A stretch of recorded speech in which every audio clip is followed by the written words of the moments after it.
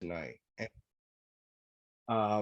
And that is one thing I did want to mention right off the bat is we are going to record this presentation. So if somebody was interested and they weren't able to make it, they can always go to our website and take a view of the presentation. So again, thanks for everybody for coming out. For those who don't know, Valley Forge Audubon Society is a local chapter of Audubon. And if you are a member of National Audubon and you reside from Kennett Square to Pottstown to Schwenksville, all the way to Philadelphia and all of Delaware County, if you're in any of those zip codes and you happen to be a member of National Audubon Society, then you're actually one of our members. And our goal at this point is to reach out to as many people within our chapter. But that said, if you live outside of the chapter, you're perfectly free to come to our presentations. They're free, and we always like to see people out for our walks and our other programming. The first thing I'd like to do is to thank Pat Nastasi for putting together this presentation. It's a wonderful presentation. And there will be a chat. If you go into the chat, if you have any questions, we're going to save all the questions for the end of the presentation. If you have any questions at the end, you can put them in the chat, and hopefully we can cover any of those questions. And I guess the next thing I want to talk about is, what's the purpose of this presentation? So in short, it's going to be how to participate in the Great Backyard Bird Count.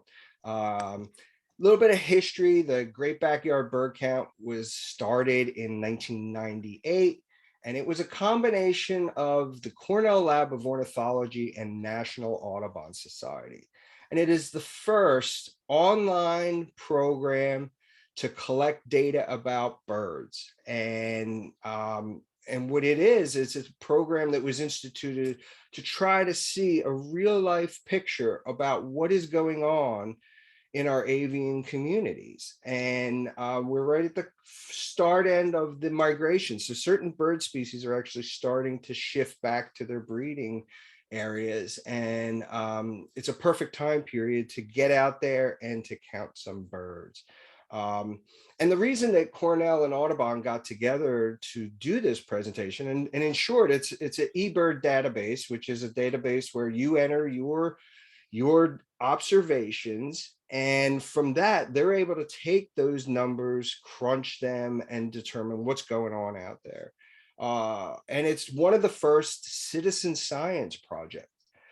There's a limited number of ornithologists that are out there. However, there's a lot of people out there who love birds. So part of this presentation is to basically take all of your observations, put them into eBird's website, and then they can utilize that information for, again, tracking birds. The second part, just as a little bit of a follow-up on this, we're going to do a little bit of a bird identification class. And it's mostly beginning birds that you're going to see in your backyard.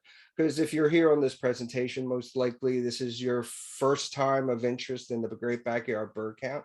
And we're going to give you a little bit of a class on little tricks you can use to identify species, and some of them are a little tricky and some of them are real obvious. The other thing I wanted to mention is that we will be doing an event for the Great Backyard Bird Count, which takes place from this Friday the 18th to Monday the 21st. We're going to be doing a bird walk on Friday at the Natural Lands property in Media, the Hillagasee Farm property. That's going to be on Friday. And then on Saturday, I'm going to be doing a bird walk at the John James Audubon Center at Mill Grove. And then on Sunday, we're also going to be out at the Exton Park, which is in Exton, Pennsylvania, right near the Exton Mall. And then on Monday, we're going to have a bird walk at the Pottstown River Park. So we're trying to cover all these different areas for public presentations. But this is an activity which we hope that you participate in. You can do it on your backyard. You can do it in a local park. You can do it anywhere. And all of your observations are adding to the data for Cornell and Audubon. So trying to think if there was anything else I wanted to mention. I think that's it before we get into a little bit more of the history. Started in 1998 between Audubon and Cornell Lab of Ornithology. And then what happened in 2008 is that all of a sudden Canada got involved with it. So Birds of Canada came in, and basically now we have all of North America in 2008. And at this point now, the Great Backyard Bird Count is actually global. So all of the observations that take place within the world. So if you're happen to be around this week and you're in Florida, this weekend and you're in Florida, you can count birds there and make your submission into eBird. So with that, I think we'll get rolling on the presentation itself, how to participate in the Great Backyard Bird Count. Let's see. Let's go to the next slide. Okay. Step one, you decide where you want to watch birds. Again, your backyard. I will be counting out of my backyard. I will be counting in local parks. I will do counts all through the day. And then again, this is one of those activities you'll see as we get into it, is if you're a little bit of a numbers nut, if you really like to crunch data, you can really have a fun time with this. So you can do it in your backyard, your park, a nature center, if you have any local lakes, reservoirs, rivers, shorelines, and even in the city. There's actually great birds also in the city. So in short, you can count birds anywhere. What are the general framework on which we're going to count? First of all, you're going to watch and count birds for at least 15 minutes. So if you're taking a break in the day, a 15-minute break, start your timer, record what time you're starting. If it's 9 o'clock in the morning, 10 o'clock in the morning, and then at least 15 minutes, you're going to count all the birds you see in here within that 15 minutes or more, at least once over these count days. Again, it's February the 18th to the 22nd. And you're going to keep track of the time that you're spending counting birds. And then you're going to give the best estimate of the number of each species that you observe. And this is where the fun part comes in. You can use field guides, you can use apps, and there's a lot of great resources out there, especially online resources, to be able to identify birds. So if you see a bird and you're not sure what it is, you can pull out your ID books, or you can pull out some of these apps and pick around and see if you can figure out what it is. And it's actually a lot of fun, a little bit like a scavenger hunt.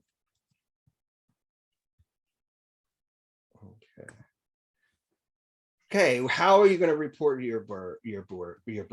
If you have an eBird account, or if you have participated in Feeder Watch, Nest Watch, or previous Great Backyard Bird Counts, you submit your data into the eBird mobile app or into the eBird.org website. And eBird is actually from the Cornell Lab of Ornithology. If you just do a Google search for eBird, it will take you directly to the website, and you can just register. You will need to set up an eBird account, and then you will need to keep a checklist for each of the blocks of time that you count. And if your counts are in the same day at the same location, even if your counts are at the same day location. What does that mean? That means that if I count birds 9 o'clock in the morning for 15 minutes, I actually would record that after my 15 minutes is up. And then at 4:30 in the afternoon, if I decide I'm going to count birds again, I would actually make another recording. And you just want to continue to do it in that fashion. It's blocks of time. If I'm out at a local park and I bird watch for 2 hours, then you're gonna include that full 2 hours and the number of birds and the number of each of species that you see. And if you are within a group, the leader will submit the count. So in my particular case, I'm going to be at the John James Audubon Center at Mill Grove on Saturday. I will be the leader and I will make the submission. And here are some frequently asked questions. Why participate in the Great Backyard Bird Count?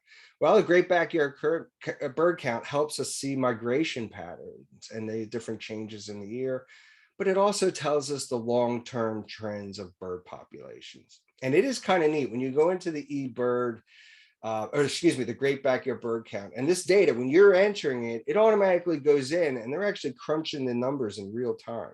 So if you type in a species, for example, I'm going to give it fox sparrow. Fox sparrows are really cool sparrows. And this week, actually, sometimes if the weather's right, you'll get a big influx that will come in, and you might have some large numbers at your feeder. I had one winter where there was a warm spell and then got hit with some snow and some cold, and I had probably about a dozen fox sparrows at my feeder, which was really, really cool.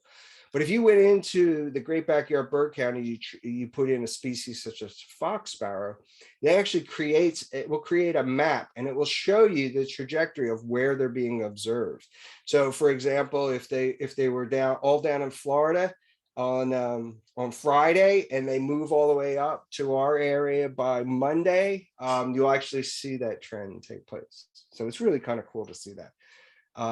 What if I can't identify some of the birds I see? And yeah, again, the biggest thing is go to your web sources. One we highly recommend, and this is from Cornell Lab of Ornithology, is Merlin. That said, I am also old school too. I have all the identification books, Peterson, Sibley's. I tend to prefer having the hard copy of the books in front of me with all the different illustrations. That said, if you go onto the website, you can pick around for birds. And one of the things that's nice with eBird is if you pull up a list of, if you pull up a start birding, it will actually give you a list of species which you're typically going to see within this region. So it at least gives you an idea as to what's around or what has been observed, or even what they expect to see. It actually does project out as to what's typically within the area. And also, if you find a bird such as a Lapland longspur, that would be something, give me a call, because I've never seen one before. So yeah, but you can look up those resources. And how do I learn to use eBird? Cornell does offer a free course in eBird Essentials. So you can just go on in, check it out, and see the different steps that we use when we use eBird. And at this point, I actually used to record all of my data in I still do it in a handbook, but all of my data now gets transferred. Even if I record it in a book, it all gets transferred to eBird. And that way, that's a permanent record. I can always look at my data. It's basically my account, it's my data. And the thing that's also nice about eBird, it tells you what your life species list is. It tells you basically all of your different birding stops, what you have seen at all those different. So if I can't remember what I saw in May of 1999, I can go remember what I saw in May of 1999. I can go to my eBird account, and sure enough, there's my walk on that particular day. Okay, now we're going to get into birding ID for the backyard bird count. And we're going to start first with, we're assuming we have some beginners here. We're going to start with the simple birds and kind of work our ways to some of the birds that might be a little bit more complicated in that mix. And again, these are birds you're typically going to find in your backyard. The first one we're going to take a look at here is for finches, is the house finch. Interesting story about house finches. They originally were not on the East Coast. These birds were brought to the East Coast in about the 1920s or 30s. And they were brought as like canary birds. They're originally from the Southwest, and they were brought east as basically pets. And of course, what happens frequently when people have pets and they get tired of them, they let them go. And once they were let go, sure enough, boys and girls got together, and next thing you know, voila, they're all over the East Coast. It's a couple of things you're going to look for the house finch.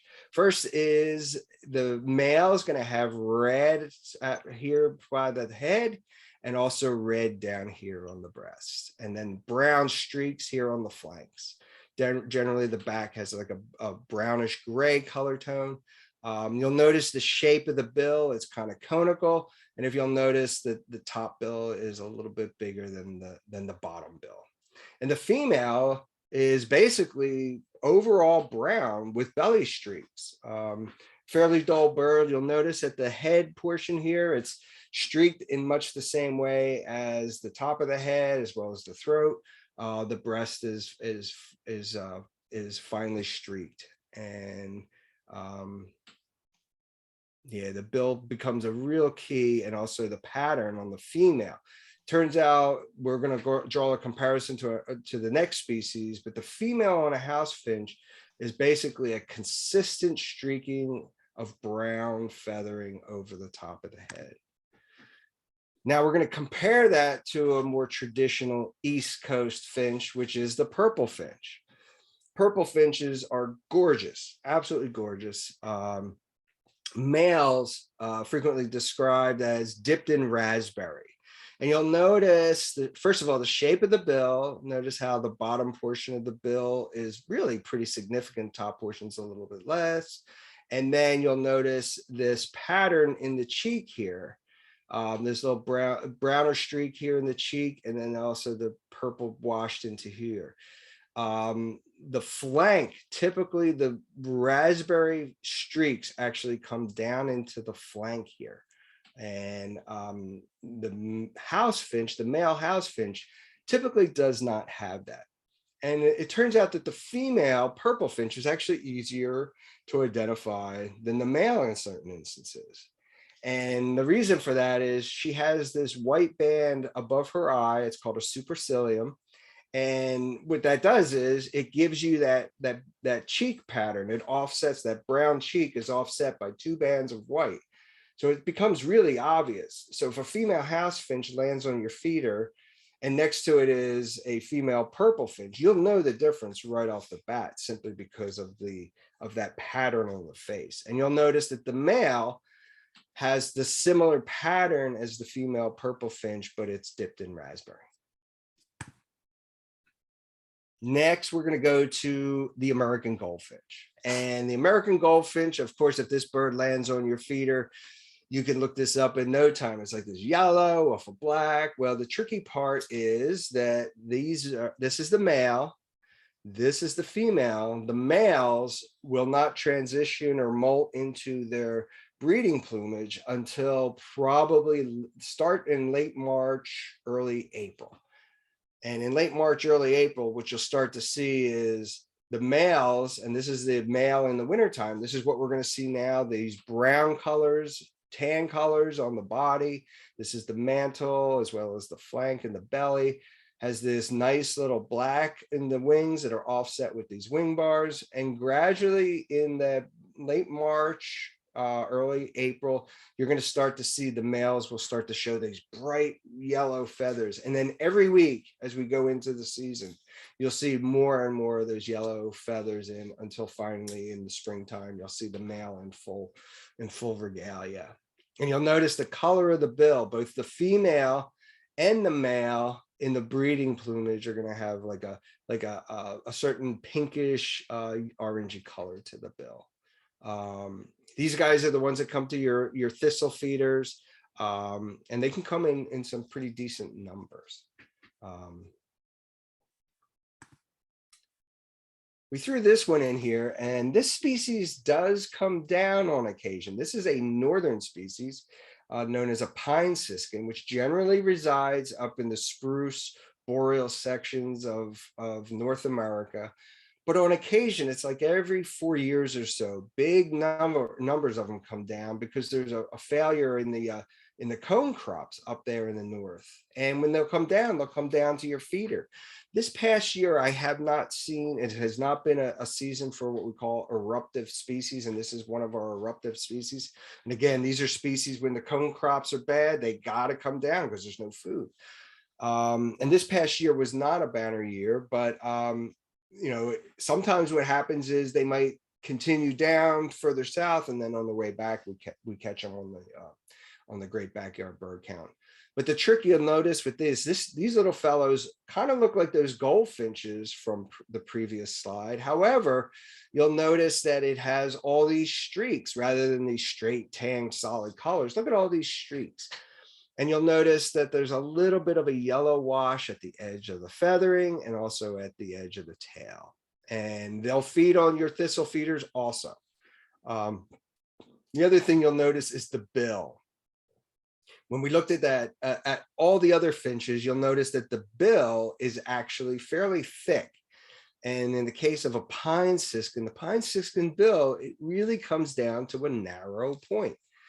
And all of the finches that we are looking, they're all seed eaters. They're all seed eaters. As a matter of fact, I leave a lot of my fall weeds in place simply for the goldfinches and for the pine siskins, because you'll actually find them picking out the seeds within your flower heads, whether it's echinacea, whether or not it's black-eyed Susan, whether or not it's any type of the asters. These guys love those leftover seeds. And some of the plants, the seeds will stay all through the winter until these fellows pick them out, or they dry up enough so that the seeds scatter and blow away in the winter wind. Next, we're going to jump to sparrows. The song sparrow is the most common sparrow you're going to see within our area. And what I like about song sparrows is they live in suburban neighborhoods. They live along creeks. They live along wetlands. They live basically anywhere where the habitat is right. And typically the habitat is open grassy areas and maybe some shrubs and thickets. And it's a medium-sized sparrow with coarse streaks on the breast. You can see these streaks. They're kind of random. They're not like distinct. The big thing I always look for is the mustache stripe, or it's called a malar stripe. I always think of it as this bird as the Elvis bird, because he's got the sideburns there. And typically a song sparrow, the streaks, the malar stripes come down. There's the streaks, and then there's usually a center dot right here in the chest. And they generally have like a horn colored bill, and there's a lot of variety in the colors that you'll see in the range of browns and grays. Some song sparrows have an awful lot of gray in here. Some of them are darker than others. There's just so much variability, and realize that some of the species, when they're migrating, some of the birds from further north might be coming down into our area. So there might be a mix of different color tones and birds coming from different regions within our area. We are a good wintering area for sparrows. Another sparrow you can look for, and this species typically is going to show up a little bit later in the spring season. You can see by the flower or the leaf coming out here. This is probably late April is when this bird is coming in this picture, but they occasionally will be around here in the front part of the, or I should say the latter part of the winter. Beautiful dainty little sparrow with a rusty cap, black line right through the middle of the eye, which is kind of cool because it offsets a white band right here, and then gray on the breast and the cheek, and just this beautiful brown streaks on the sides of the wings, as well as the mantle here, which is the back. And then this is what you're going to see more so in the fall into winter season. And you can see the color changes on the bill. There's not this deep rusty on the cap. You can still see the faint eye line here.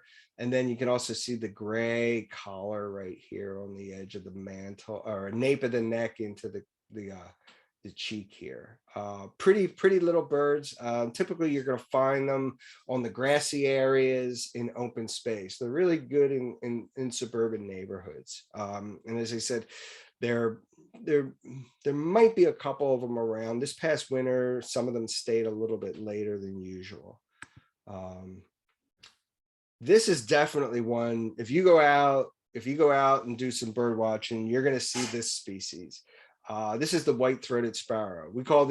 This is one of our winter sparrows. These are birds that breed anywhere from the Poconos all the way up into Canada, and then they actually winter in our region. And they will come to bird feeders, especially if you put it on the ground, any seed on the ground. They're these males and females look similar. There's really nice marking. This is the white version. This is white supercilium, and these little yellow spots you see here right above the eye, that is called a lure, and has this black on the top, white throat, which is where it gets its name, gray body. generally just a really, really pretty sparrow. And then it also does come in a tan version, just to be aware. So you can get both versions within our region, and they do mix with each other. They breed together. There's no set population. They just kind of breed together. This one here has a little bit more brownish tones to it than this when it comes to the breast and the flank there. So just to be aware, you might not be looking at a different bird, but you'll notice that both of them have a white throat. So that's part of the keys when you're looking for this species here. This is the bird I was talking to you about, the fox sparrow. This is a very large sparrow. It's the largest sparrow. It's one of the largest sparrows in our area. And just this beautiful rusty brown in the tail, in the feathering, with this gray in the face here, right along the supercilium, as well as the back of the cheek here. One of the big tricks that you can use when it comes to identifying these is they're relentless scratchers. So when they're feeding, what they're doing is with both feet together, typically they just can't help themselves. They just scratch, scratch, scratch. And usually what happens is when I see them out behind my feeder, it's a situation where with the naked eye, I'm looking out and I see this large brownish bird scratching, and I kind of know that it might be a fox sparrow, and then I have to pull out my binocs just to confirm that that's the case. And of course, I then go and enter it into eBird to make sure it gets recorded. Very, very pretty sparrow. Again, this is one that typically winters a little bit further south from us. Occasionally, a couple of them are around here in the wintertime, but they breed much further north into Canada. Okay, another sparrow, dark-eyed junco. A lot of people don't realize that they are a type of sparrow, but they are. And this is, again, one of our winter sparrows. This beautiful pink bill with this coal gray color with the white belly. It's real distinct. And the real key on a junco, and one of the things I love about juncos is even my non-birding friends, when they're driving down the road, they'll tell me they saw a whole flock of birds fly off, and they were all gray with a white edge on the tail, single white edge on both sides of the tail. And just from that description, I can tell them that it is a dark-eyed junco that they saw. And the females are just a little bit more muted with more brownish tones, a little bit more just generally muted from that same color brown. This particular female is extremely brown, but they can come in this type of brown, but you can see they're just not as contrasty, the females versus the males. But these are really pretty. Oh, I missed one. See how many? Okay, good. The next one we're going to take a look at is field sparrow. This is one of my favorite sparrows.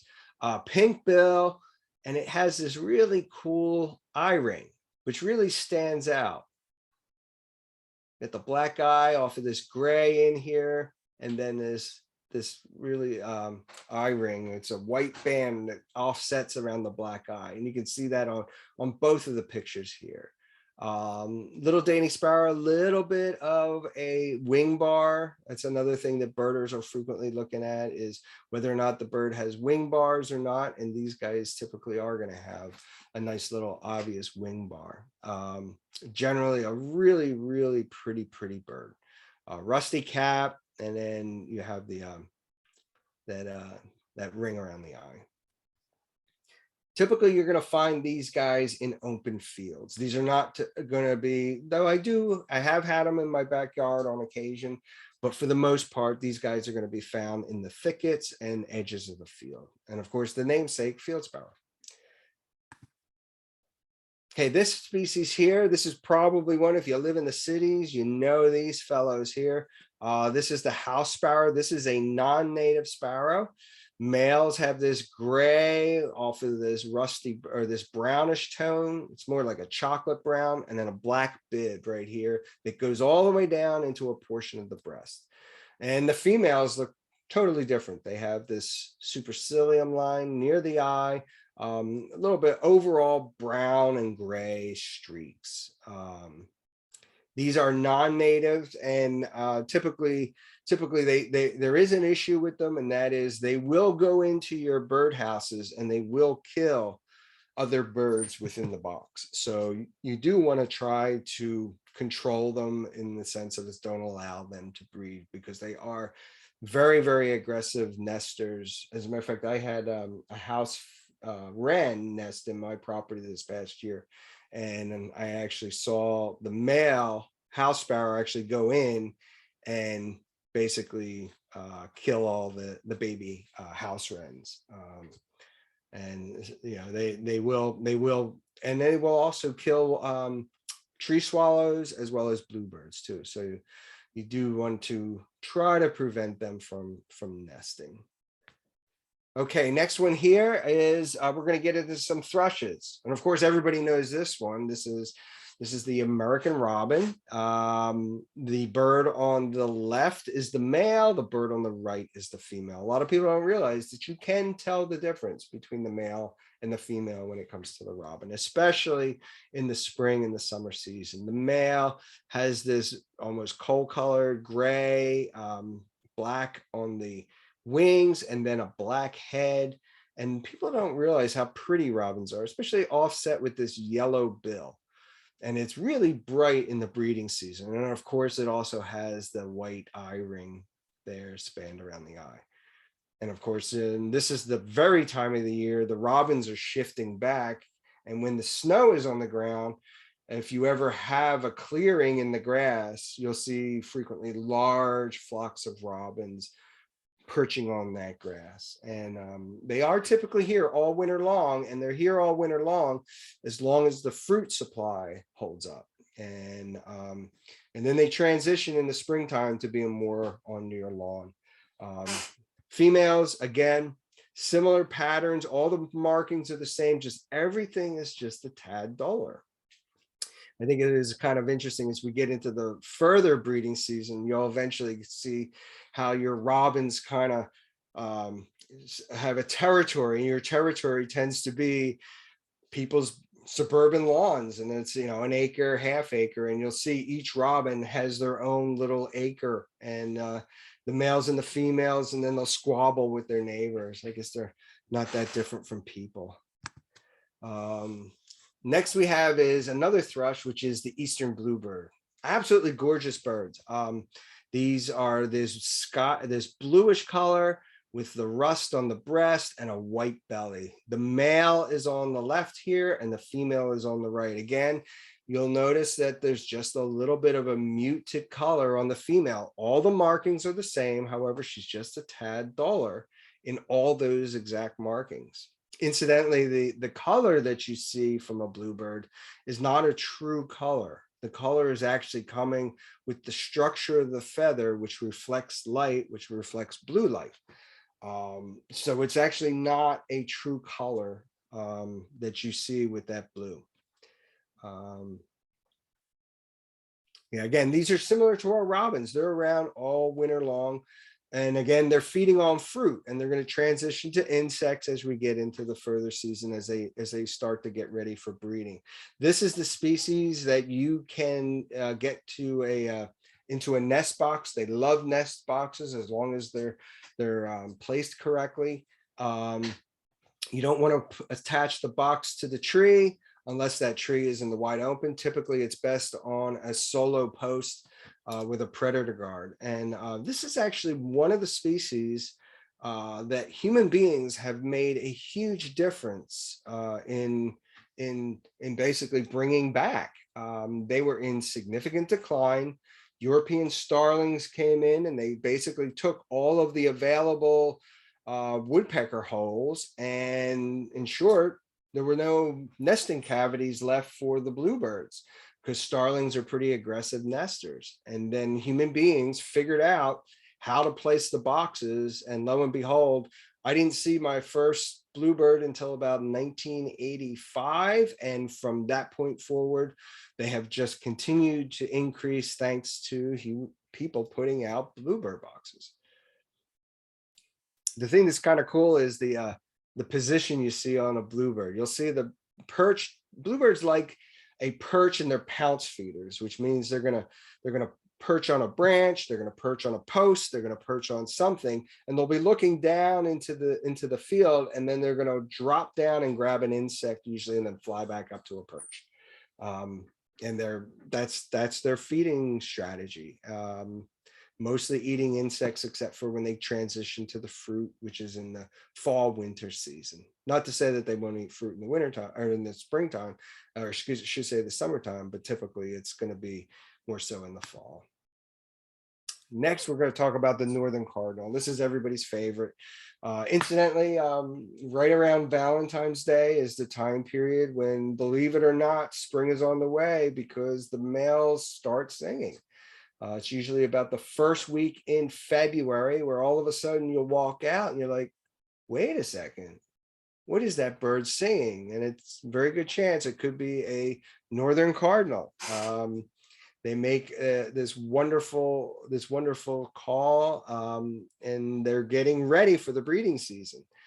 Brilliant red on the male, long tail, thick orange bill with, of course, that prominent crest that it almost looks like they have product in their feathers as they kind of make it stick up. And by the way, incidentally, they can fold it down or stick it up depending on their mood.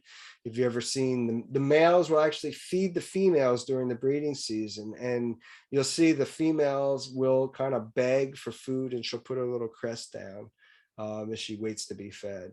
And that's a very large bill, by the way, for bird banders. Birds will short bite you, but they'll pinch you with that bill. And the bird banders tell me that northern cardinals are not a lot of fun because they pinch very hard.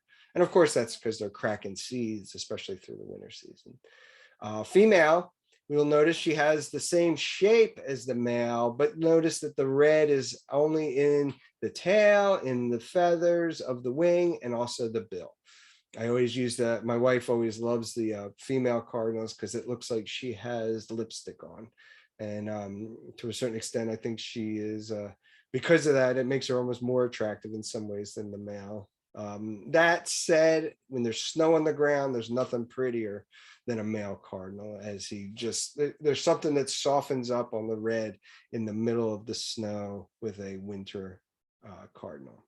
And by the way, if you go out, this would be a bird in most people's backyards, and also in any of the parks, etc.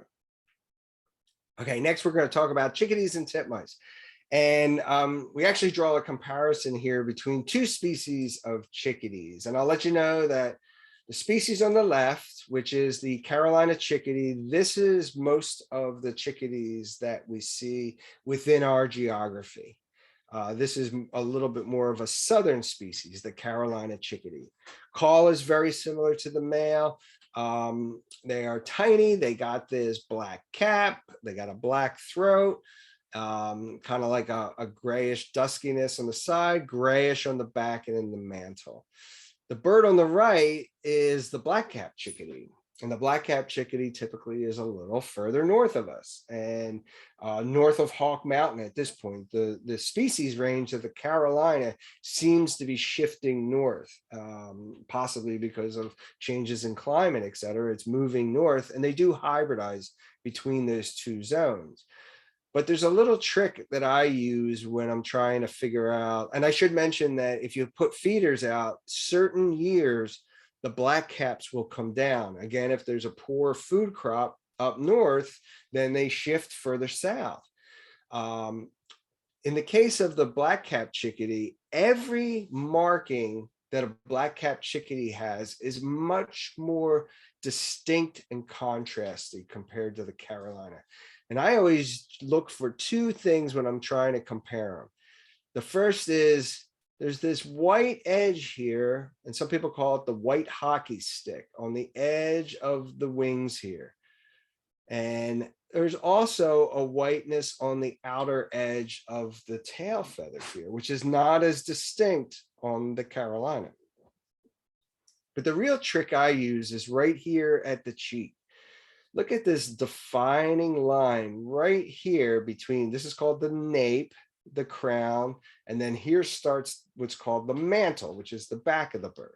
And if you look at that contrast between those two marks, look at the difference, how the gray bleeds in to the cheek and into the nape of the neck of the Carolina compared to this black cap, where look how much more contrasty it is. And also it tends to be a little bit more of a buffy, richer buffiness on the flank here compared to this bird here. Certain winters, again, black caps will come down. I have not seen many this past year. And I think for our Christmas bird count, I think we only had 1 or 2 reported for the whole count. I do occasionally get them at my feeders. Again, it's probably in that same range of every 4 years or so. Next is the titmouse. And of course, the titmouse has this crest very similar to our cardinal. Again, it looks like somebody put product in. They can fold them down, but typically a titmouse is going to show them fluffed up a bit. There's a little black speck at the front of the face here, right in front of the bill. And then one of the things, if you ever get a really close look of it, there's a little bit of an extension of black typically around the eye. For certain tufted titmice, they almost look like they put mascara on. But they're really, really cute little pretty birds. The other thing you can also notice is they have this wonderful peach flank, and everybody misses that mark. But on the flank here or the side, there's this peach color that comes in. And sometimes for certain birds, it's richer than other. These birds are actually starting to sing already. When it's a nice day, they'll actually start to sing their Peter, Peter, Peter call. Very cute little birds. By the way, both Carolinas and tufted titmouse are, we had a significant decline locally in 2018. And they still have yet to recover to the numbers they were prior to that. We still don't know what happened, but for some reason, all of the Carolina chickadees and titmice in the area just collapsed, and they're just now starting to, we hope, slowly rebuild. And again, that's part of the reason why it's so important to count birds, so we know what is going on out there. Next we're going to look at is the white-breasted nuthatch. This beautiful blue-gray color on the back of the male. Okay, it's a white-breasted, the white breast into the white here on the cheek, and of course this dark blackish blue on the top of the crown and into the nape of the neck. And the female has the same markings, except that everything's a little bit duller, and her crown is typically going to be a little gray. There's going to be gray rather than this really bright contrast that you see. The big trick you always use, believe it or not, this photo is not upside down. Nuthatches defy gravity. They actually walk in that position. They actually go up and down the tree and face down. It's what they're designed to do. So if you frequently, there's a bird, if you see somebody walking down the tree in the opposite direction you would expect, you might want to think that it's a nuthatch. They're noted for that, for doing that. I did want to mention too that they typically are going to have a little rustiness here on the vent or the tail, the bottom portion of the tail. Really pretty birds. Okay, this is another nuthatch species that it's one of these eruptive species that comes down when the cone crops and seed crops are short up in the northern areas, the boreal forest of Canada. And this is the red-breasted nuthatch. It gets its name because basically, unlike the white-breasted, look how red that is. It goes all the way up to the throat, but there's also this wonderful contrast of a white supercilium with this eyebrow with the black line on the right through the eye. Female, very similar markings, but a little bit duller. The thing I find real, and they'll also do that same thing, they'll walk down the tree.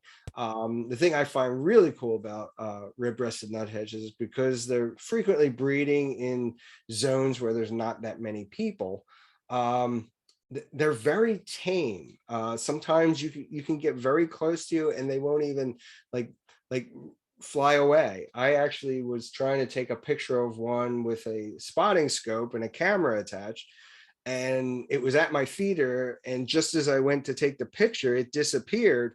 And next thing I know, I pulled back to see where it went to, and here it landed on my spotting scope. and camera as I was trying to take the picture. So they're just really cute little birds, and they make this really cute honky sound. It's like, eh, eh, eh, eh, eh. This is a fun little bird. Typically around all winter long, but this would be a good, for the Great Backyard Bird Count, it would be a good time period to see them, especially if we have a nice day and they're out futzing around a little bit. This is the brown creeper. Really cool little bird. You can see the bird on the right, how well camouflaged that is on the side of the bark. They are really hard to see unless you get this side profile here where the white comes through. And of course, if there was a predator around, they're gonna be really close to the bark, so they wouldn't see any of that white pattern whatsoever. Now, these are the opposite of those nuthatches. Nuthatches go down the tree. Brown creepers are going to walk up the tree. And frequently what you'll notice is they'll go down to the base of the trunk of the tree, work their way up a little bit, and then they'll go down to the next tree trunk, work their way up a bit. They seem to spend a lot of time on the thick part of the bark of the tree, trunk of the tree, I should say. It's not to say you won't see them further up picking around for insect eggs or hibernating insects, but generally you're going to see them spend frequently time on the trunk of the tree. They got this down curved bill, kind of arcs down. Really cool little bird. Next, we're going to talk about the northern mockingbird. Northern mockingbirds are a species that does not migrate. It actually kind of hangs out here all winter around the fruit crop. So if you have any type of crab apples or roses or anything like that, any fruit that's left over, they'll actually protect that all through the winter because that's how they're going to make it through the year. Neat bird, has these yellow eyes that really stand out, gray tones, this curved bill. And the one thing that stands out, and you can barely see it on this because this is a new feather coming in here, is the outer edges on this full length of tail. It's a very long tail, is white.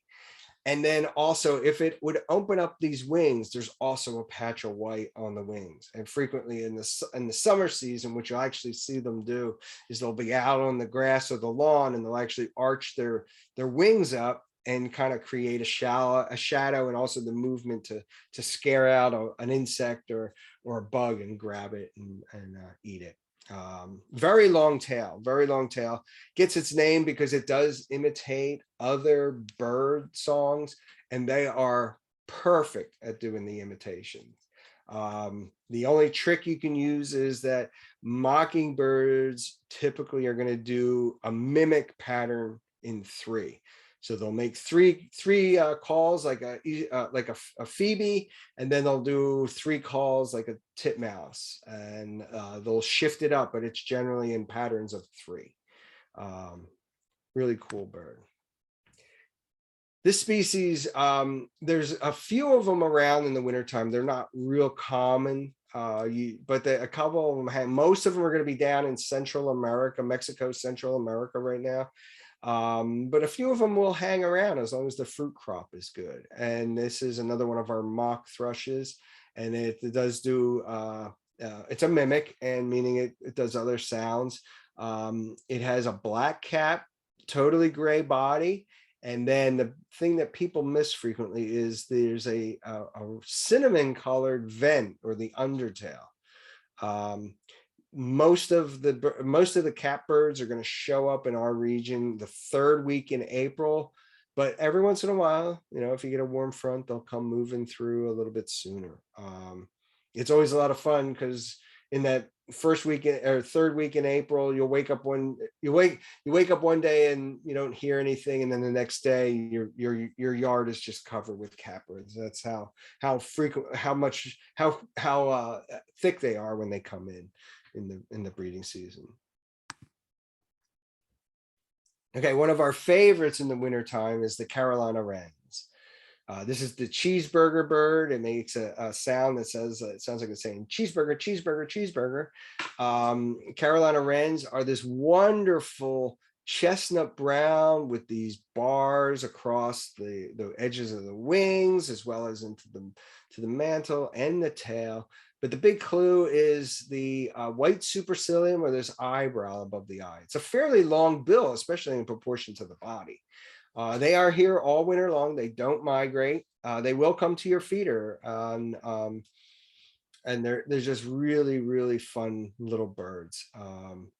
And typically they'll preserve a territory. Actually, in the fall winter season, the pair bond get together and they hold on to that territory, and they will sing all throughout, at least call all throughout the winter season, so that they can basically, hold their territory. That's their signifier to the bird next door. It's like, hey, this is my area, don't come on over into my territory.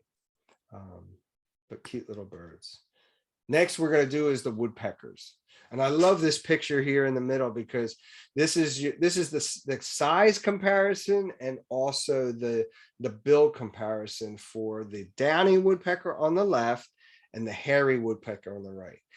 All the other markings are exactly the same. The only difference is, there's a couple other clues, but the only difference is the size, and also the size of the bill.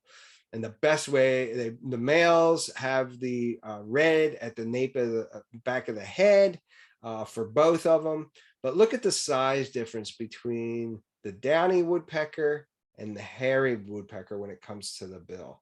And if a hairy woodpecker is on your feeder, and especially if it's feeding on suet, you can frequently tell just by how far back the head has to come to kind of tap that suet block. Because it's a much longer bill, they have to raise it back. So they have this certain distance that they pull back. As compared to the downy woodpecker, it can be a lot more rapid. Again, these guys don't migrate, so they're here. They're going to be out there if you head out for the Great Backyard Bird Count. Here's a contrast between the downy female and the hairy woodpecker. So you can see, look at the size of that bill versus that bill. Another little trick you can use, I think, in the East Coast, if you ever get this view, is you see the couple of black dots on the tail feather.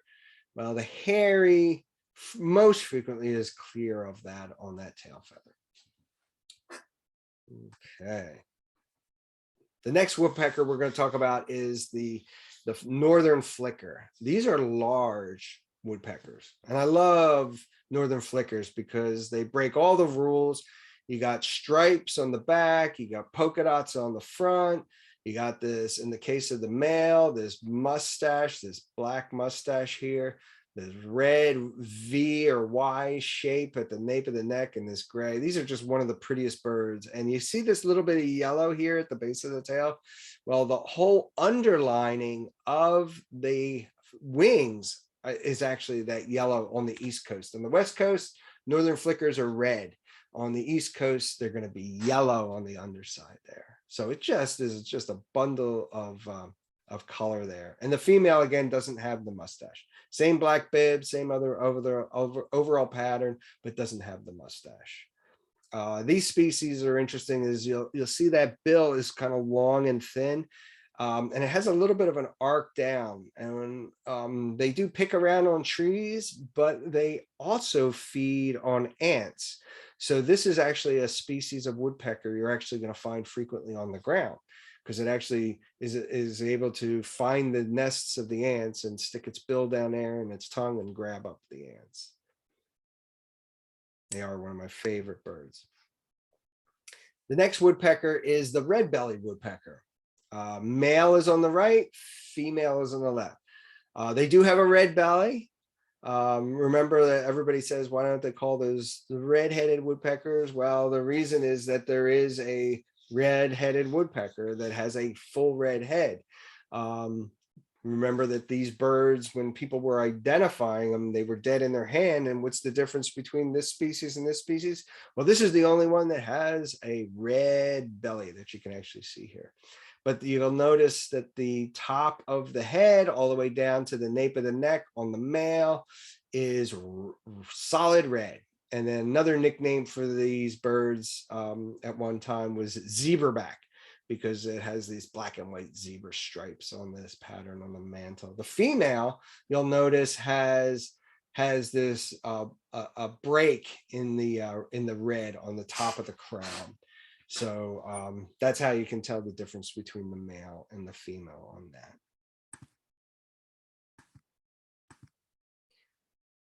This is the next one. This is the exciting one. Matter of fact, I didn't see my first pileated woodpecker until, let's see, it was probably close to 1999. And to our surprise, once they got established in our local area in Valley Forge Park, they have now expanded to a wide range of different habitats. This is the species that sometimes Woody Woodpecker was based on. You'll notice this on the male, this large red crown that goes all the way to the bill, as well as the red mustache. And then on the female, you'll notice she has a little stocking cap of red.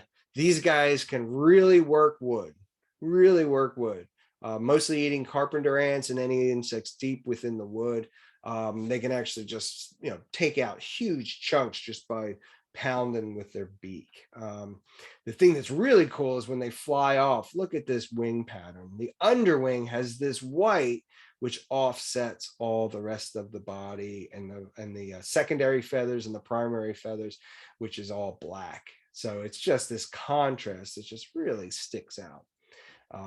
Really cool bird. A great story that they're back in our area and doing so well. Now this is another fun one. This is the yellow-bellied sapsucker, and believe it or not, they really do drink sap. And what you'll do is you'll notice if you go to especially if you go to an apple tree or an apple orchard, or if you go to a sugar maple tree, you'll notice over the years there's these horizontal lines, and they're all in a straight line that go all the way around the tree. And they'll be in patches of them, but they're all, grouped together in a straight line. And that is from a yellow-bellied sapsucker. And yellow-bellied sapsuckers really do drink sap. So they make these little scars in the tree. And then when the sap starts to flow, they actually come along and they drink the sap. And the key for identifying them, in this case, the one on the right you see here has a really bright yellow belly.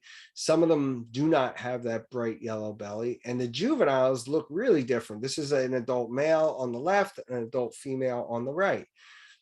A trick, whether or not you have a yellow-bellied sapsucker, even as a juvenile, is to take a look at this white edge here, right at the edge of the wing here. Yellow-bellied sapsuckers are always going to have that white band. Actually, I have to take that back, because we were out on a bird walk not that long ago, and boy, there was a yellow-bellied sapsucker that had a very dull band there, almost non-existent. But we knew it was a yellow-bellied sapsucker because all the other markings were correct. But the male has a red throat and a red crown, and the female has all the other markings but no red throat. Really cool birds, really fun birds. And again, woodpeckers are going to be in that upright position on the side of the tree. Oh, went too far. Let's go back up. We'll make sure. Okay, good. Oh, did it again. Next we're going to talk about is the blue jay. Blue jays are still around. You have, the beautiful blue color, little white clip at the edge of the tail, also some white here at the edge of the mantle. Just generally really pretty birds. Crest, you have the black little necklace here. Just really cool birds. And again, this color is not a true color. This is just like the bluebird. It's the structure of the feathers that gives it that color, that blue color. Noisy birds, very noisy birds. They're really fun in some ways, especially because they can do some incredible imitations. And it's funny because the species that they imitate are red-shouldered hawks, red-tailed hawks, and I have one in my neighborhood that imitates a perfect Cooper's hawk. And the birds that you see in the wintertime may not be the birds that you see in your neighborhood in the summertime. These birds are probably doing similar to robins. They're doing these population shifts so that, you know, basically in our region might be birds from farther away up in Canada. Our birds might go further down. And the suspicion is that blue jays do that. Now, this past year, the blue jays stayed around for a long time and actually are still here. And the theory as to why they may have stayed around is this was what was called a mast year. And what a mast year is, there's certain years where the oak trees produce a massive amount of acorns. And it turns out blue jays are wonderful about picking up those acorns, and they hide them and remember where they hid them. And then they collect them later and they eat them. So because there was so much more food available, our population of blue jays was really heavy this winter. And it's not like that every year. Some years they continue on down. And of course, everybody here knows the American crow, solid, glossy, dark, black tones, really kind of cool birds. Just a little bit of a caveat, you know, we all know the caw crow of a crow. If you're by the water, especially around this week, just also realize that you might be starting to pick up another species of crow, which is called a fish crow. And that species you can only tell by call. So if you have a suspicion, you hear a crow with a sore throat, you want to go onto your eBird or your Merlin account and just check in fish crow and see if that was what you heard. Again, the only way I identify them is by call. Mourning dove. Mourning doves are great. This male and female look alike. They're buffy tan overall with these black spots on the wings, and especially the long, thin tail really stands out. They have a long black beak, and especially these pinkish legs and the eye ring. A lot of people don't realize, really pretty, like turquoisey blue eye ring. Very, very pretty birds. But look at the color tone of those almost bubblegum colored legs, these pink legs. And they really have some nice iridescence, especially when they start their breeding cycle. And they will, believe it or not, they have nested in our region every month of the year. They tend to pick up in force come March, April. Generally seed eaters, and unfortunately in my neighborhood, that's the preference for my Cooper's hawk. They love to eat the dove. It's like the perfect size for them. Next, we're going to talk about are some blackbirds, and the common grackle is the most common you'll see. They got the long, lanky legs. They generally walk one step at a time, as compared to hop like a robin. Large and lanky with long legs and a long tail, especially on the male. The males have these really long tails, and you'll notice that there's a little bit of a tapering here, and it becomes real evident when they fly. This color tone that you see within the feather, this is all reflections of light. Certain birds have what's known as iridescence, and that means that when the sunlight shines on them, depending on the angle of how you're seeing them, they're going to reflect at different colors. Big clue with the common grackle is another nickname is pearl eyes. They have these really contrasty white eyes, or they're typically like cream colored eyes. And the female, similar to the male, but her tail tends not to be as long, and she's a little bit less glossy in general. And then we have the red-winged blackbird. And of course, the bird on the left, believe it or not, the bird on the left is a female red-winged blackbird. A lot of people think they have a giant sparrow in their yard, when in reality, you have a female blackbird. And basically, it's a brown bird with these heavy streaks, a little bit of a peach wash on the throat. And of course, the male, the adult male, is stunning with this jet black, glossy tones, with this red on the edge of the epaulets, and then this white offset, or cream color that offsets that, yellowy tone, I should say. And incidentally, they can open and close to show those epaulets. So in certain instances, they might want to keep them down, but in other instances, they want to make them bold and flashy, especially when they're showing off to their girlfriends over here on the right. Yeah, and then non-breeding, this is what the males are going to look like. You can still see the shoulder patch, but it's just a little bit duller, a little bit duller. Okay, next we have the European starling. Now, this is a non-native species. They're very pretty, though. Again, iridescence in both the plumages. We have this breeding plumage and then the winter plumage with more spotting on the feathering there. It's a little bit of a short, squat bird, shorter tail, especially the tail is short. So it kind of looks a little bit dumpy when it flies. However, that said, they will fly in those mermation patterns, especially when there's a predator around. They got that bright yellow bill. You know, they are very pretty, especially when you look at them through the lens of that iridescence. And again, that's strictly a function of light. So if you are on a cloudy day, it's going to look like a very different bird as compared to on a bright sunny day. Next, we're going to do is we're going to talk about a couple hawks here, because sometimes the hawks will be floating around. This is a red-tailed hawk. Red-tailed hawks, generally, this is an adult. You're going to see the full red tail. Typically, you're going to see a belly band right here. It's a darker belly band, but whether or not you have a juvenile or an adult red-tailed hawk, this little forearm patch or this forewing patch here, this is actually going to be black, whether you have a juvenile or an adult red-tailed hawk. You can see the belly band here. And I mentioned a juvenile because the juveniles are not necessarily going to have a full red tail. And of course, here's the back view of the red-tailed hawk going away, which is that stunning red tone. Females are larger, about 20% larger than the males. This is a bird that is on the edges. It likes open space, but it likes to nest and perch in the trees and things like that. It's our most common raptor in our area.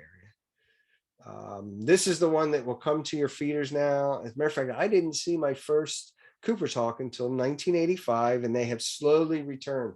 These birds were persecuted really hard. And what you're going to look for, these are bird hunting hawks. They're actually going to hunt, as I mentioned, the doves and the feeders and small birds. Beautiful rusty colors here on the breast and into the wings. And then big thing to look for is this tail. Typically it's going to be rounded around the edge. Some people describe when a Cooper's hawk is perched, it looks like a bowling pin sitting up in the tree. Let's see. Again, females are larger than the males, again, 20%. And then we have the next smallest hawk down. This is the sharp-shinned hawk. And it's a tad smaller than the Cooper's hawk. And also you'll notice that it has more of a squared off tail, especially in flight. And then the legs are thinner. People describe Cooper's hawks have like thickness of a pretzel rod, and a sharp-shinned hawk has legs about the thickness of a pencil. The adults have this like blue-gray tone on the full cap, and then gray in the wing and the body and the main body at the back. And of course, if you're out there, you might see some turkey vultures versus some black vultures. Turkey vultures, which you're going to look for, this red head, and then you have this, especially if they're backlit, you'll see that the ends of the primary feathers, which are these flight feathers here, and the secondaries, which are here, if they're backlit, look at the contrast between the rest of the wing here. And then you want to compare that to the black vulture. And the black vulture, frequently people say the black vulture looks like it has a set of white gloves on the ends of its wings, its flight feathers. Also look at the tail. The tail on a turkey vulture is much longer than the tail on a black vulture. You'll see these floating around, especially if there's any deer that get hit by cars. You'll see both the blacks and the turkey vultures out there feeding away. Okay, that's going to be the end of our presentation. The photo credits, allaboutbirds.org, audubon.org, Steve Feischender, Nanette Guido, Luke Jacobs, and Tony Nastasi. Thank you so much for giving us the opportunity to see your great pictures. And I guess at this point, we'll have to see if anybody has any questions.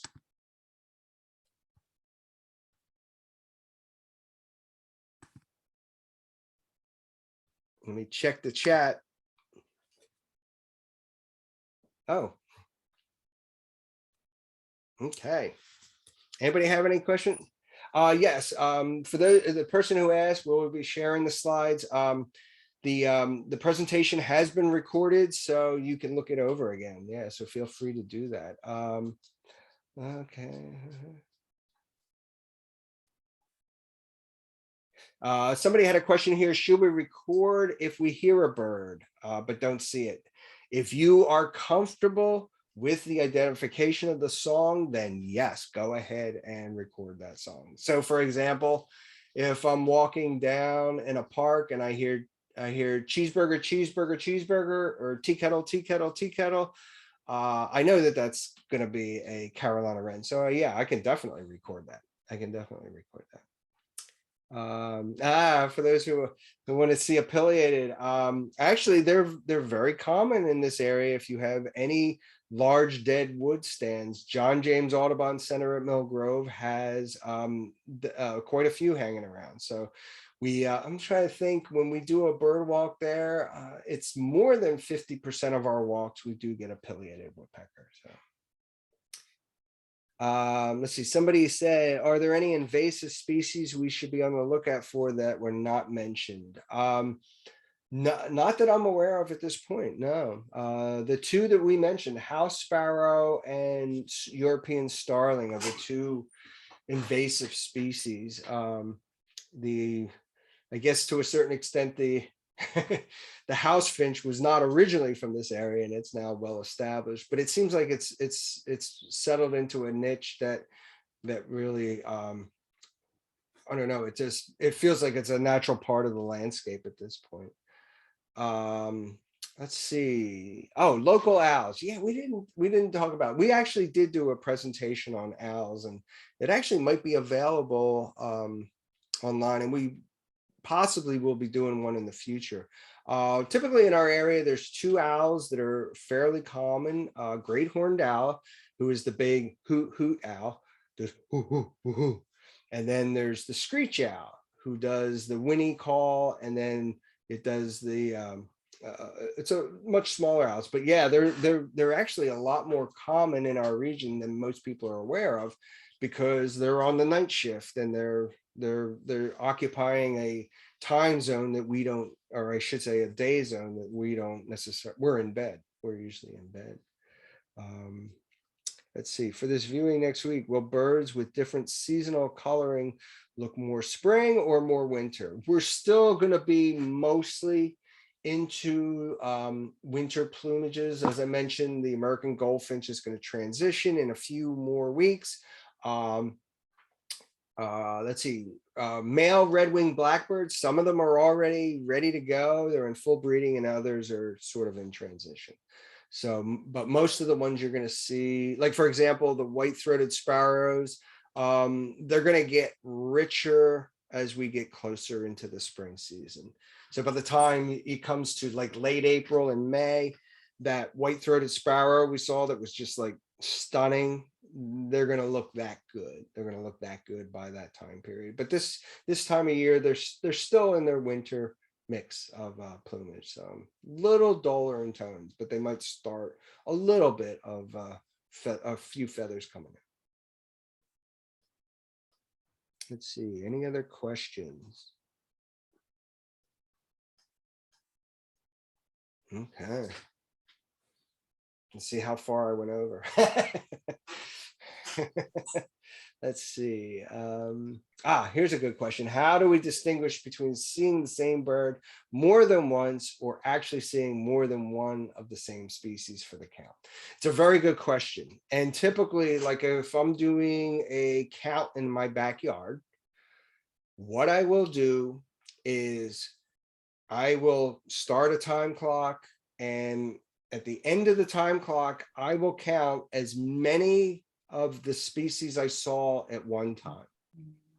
So for example, if I go out at 9 o'clock and I see three white-throated sparrows, the number I would count would be, and then 2 hours later, I have 9, then I would count my maximum total for that species, which is 9, for that span. Let me see if I answered that question. More than one of the same species for the count. There's a little bit of, like, for example, hawks. And birders generally are going to get a feel for, how many birds you expect to see within a given area. If you're walking a trail that's like a mile, how do you distinguish between one red-tailed hawk versus 2 red-tailed hawks? And there's a little bit of a judgment call, but if you do see 2 of them circling together, then you know that that's your total count for that. But you kind of have to make a judgment call as if, well, was that far enough away? Could have flown it? And you're better off being on the conservative end to say, okay, as long as I'm seeing, one bird here, and is it possible that same bird flew to this section here, then you wouldn't want to count that second bird. Let's see, during a hike last Thursday we heard a loud knocking. It looks like a pileated. Yeah. And actually, matter of fact, pileated woodpeckers, sometimes you can tell by the way they work the wood. They can bang on trees, and literally wood comes flying off all over the place. Next question: are there any peregrine falcons in the area? The answer to that is yes. There are peregrine falcons in the area, and they are spanning up and down, especially the river zones, as well as Philadelphia. I always tell the story. My wife and I went to a Phillies game, and we usually got down there pretty early, and there was a juvenile red-tailed hawk that was perched up on the scoreboard, which I thought was really, really cool. And all of a sudden, it had it flushed off in a panic mode, and then along came a peregrine falcon and perched right there on the same scoreboard. So yes, they are in our, they typically are nesting in, I think the bridges, especially in Philadelphia, are very common. And they also nest on top of buildings. So there is a very good chance. I'm trying to think, I should know off the top of my head for our Christmas bird count and our spring bird count. I think it was, they started coming in 2012. I think they started to come to our area, and we have recorded them ever since on our count circles. And for those who don't know, the Christmas bird count and our spring bird count, we have this designated area where in the winter season, for the Christmas season, we do a count of birds, split up into different territories, and have section leaders go cover those areas. We do that for both the spring and for the winter count. And by the way, we're always looking for volunteers. So if you're ever interested in that, we're always looking for a new set of ears and eyes. But the peregrine falcons have been on our count. I think it's from 2012. Bald eagles, yes, bald eagles. How do I put it? Typically, if I do a bird walk at the John James Audubon Center at Mill Grove, depending on the time of year, I will almost be guaranteed to get a bald eagle. I think we're probably, I don't have the exact stats, it's just off the top of my head, but I would bet it's like 60 to 70% of the walks that we lead, we get a bald eagle. And it's always exciting when they come zipping through, because they're usually going up and down either the Perkiomen Creek or the Schuylkill River. Matter of fact, I was driving from work today, right outside of, if anybody's familiar with the Merrymead Farm in Worcester Township, and sure enough, out there in the middle of the field is a bald eagle. So Yeah, they're great. They're great. Yep. Yep. Bald eagles are definitely down along that stretch of Schuylkill. I don't know where the nest is, but I know that there's got to be one as frequently as they're being seen there. And they frequently will go. I used to cross over the Hanover Street Bridge in Pottstown, and I'd frequently see a bald eagle going up and down. Let's see. Yeah, and there's somebody else, a bald eagle in St. Peter's Village. So yeah, as a matter of fact, I've frequently seen bald eagles on that stretch of 23. So there's definitely nests somewhere in the area. Yeah, as a matter of fact, I have a bald eagle nest probably. I live in Phoenixville, and probably I'm going to say 2 minutes or 2 miles walking distance from me. So it's pretty exciting. Yeah, that was another species. We talked about the success of bluebirds. Bald eagles, a wonderful success story. Hopefully we can keep that going. And of course, one of the threats that we still have with eagles in general is the lead. Lead from fishing equipment, as well as lead from shotguns and hunting. And what happens in the case of bald eagles is, of course, they eat carrion dead animals, and because they do that, every once in a while they're eating a lead weight from a fish, or they're eating a lead weight from a killed deer or animal. And if they ingest those lead pellets, then they end up with lead poisoning, and it's a real serious problem for both bald eagles and also for golden eagles. Okay. Any other questions?